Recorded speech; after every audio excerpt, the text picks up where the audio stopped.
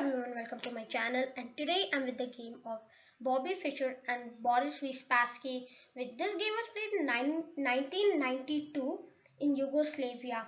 So as you know, it was in those days Boris Spassky was a very strong player against all the players. He would beat everyone, and he was a world champion also. So this is the game where Bobby Fischer managed to win against Spassky with the black pieces, and I want to say one thing, that I would be continuing the Fischer saga for many more days, and after that I will see what to which game to get with. So without wasting any time, let's see how Bobby Fischer won the game against Boris v Spassky. So Boris v Spassky was white and Bobby Fischer was black. So d4 was played by Boris v Spassky, and now knight f6, c4, g6, knight c3, and now bg7. In 1992, in which the game was played, people thought that Fischer would go for the Grunfeld defense, which is an aggressive line. As all of you know, that Fischer was a very aggressive player. But even bishop g7 is a very aggressive line. So he chose bishop f7, bishop g7. I mean, so e4, d6, and now f3. So f3 castles and a bishop e3. So the same thing, if white goes for bishop e3 first, developing, I'll give you a couple of seconds to find out what is the mistake behind this move. What will black play to find that white will get into some sort of trouble. So you can comment down your answer in the comment section.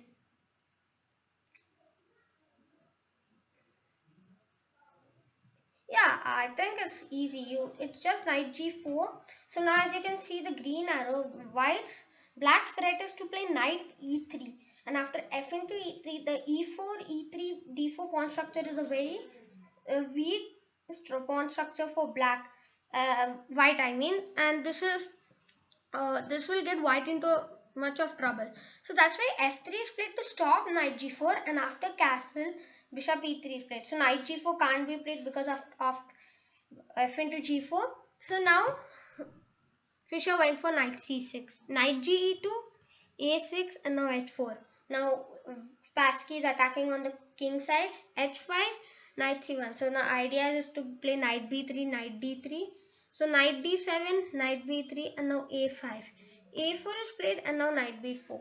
So Fischer has got a very good outpost on b4 square, and now it controls the c2 square and d3 square. So if the bishop comes to d3, the knight into d3, and after queen into d3, black has the double bishops advantage, which is a very strong advantage for any side having the double bishop advantage. So that's why, without going for any complications and any risk, Spassky goes for bishop e2, and now b6, fianchettoing the bishop.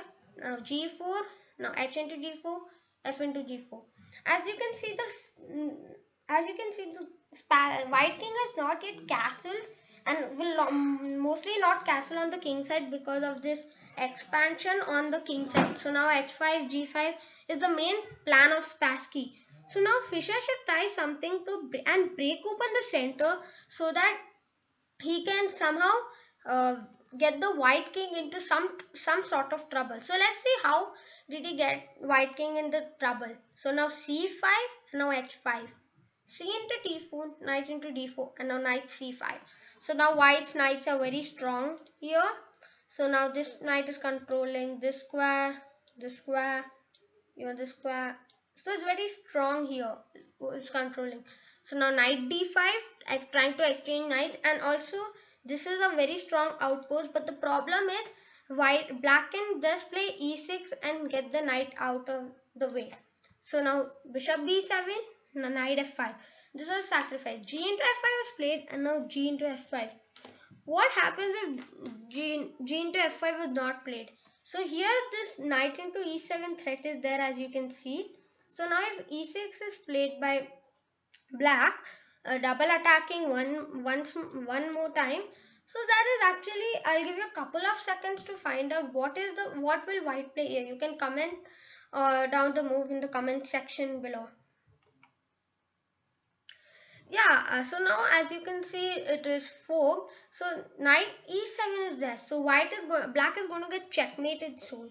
So now either king h7 or king h8 is forced. So if king h8 is played, h into g6, and now bishop h6 is forced, and now there's this rook into h6 mate. So as you can see, even the computer has told us the checkmate. So if king into king h7 is played, there's h into g6, checkmate directly. So that's why e6 is a blunder, and Fischer took the knight. G into f5, and now bishop into d5, into d5. Here we should keep one thing in mind, that uh, white, white is a piece down, but has ideas of rook g1, h6, or bishop d4, queen d2, queen g5, recovering the piece back, and white will get a strong attack. So black has to also be careful of that attack. So bishop into b2, and now king f1.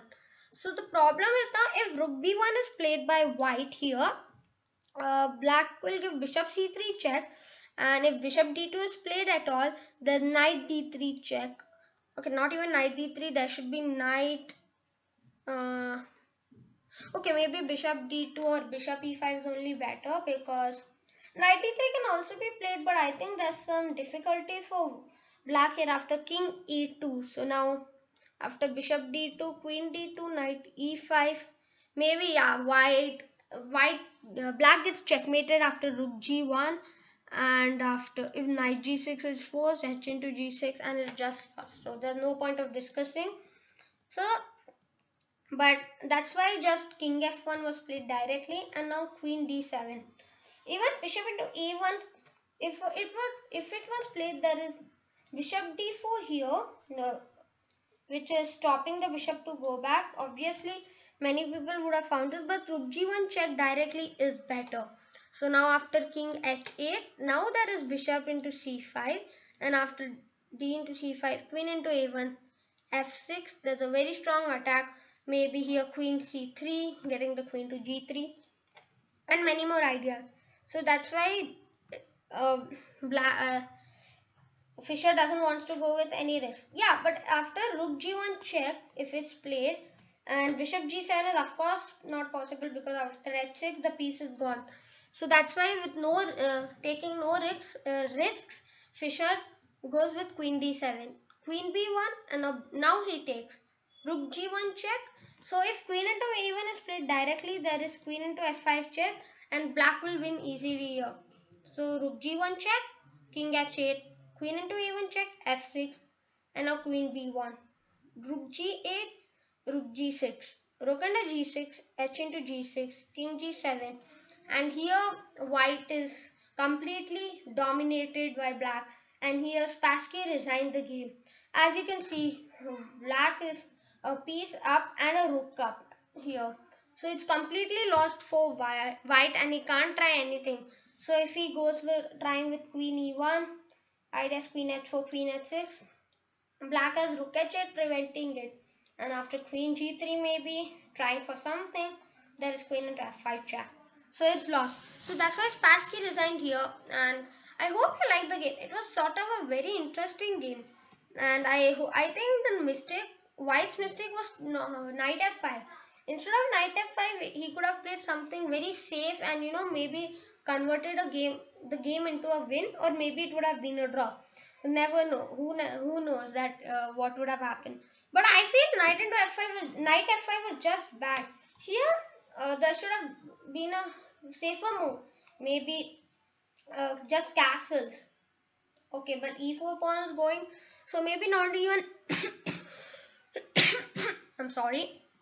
Maybe not even knight into e4, but bishop f3 is just safe to play here. But after the knight f5, it was a very complication, and as you know, e6 was not possible, so g into f5. So I hope you like the game. So as you people know, before ending the video, I always get the recap. So I'll get the recap today also of this Fischer's victory against Spassky. So it was a very interesting victory, isn't it? Yeah, so as you can see the recap here, so first one is don't give free outposts. So as you saw, So Spassky gave free outpost on the b4 square and the c5 square and many more squares. And the second one is don't give free pieces for no valid attack. So as you saw that the Spassky gave a free piece with knight f5 and there was no valid attack. There was no attack where black had to think for. So this was the game. I hope you liked the game. It was very interesting with many sacrifices and many good defense. So I hope you like the video. If you have liked the video, please like, share and subscribe, and I would be coming with more games of the Fischer Saga. Thank you for watching. Bye. uh, yeah, bye.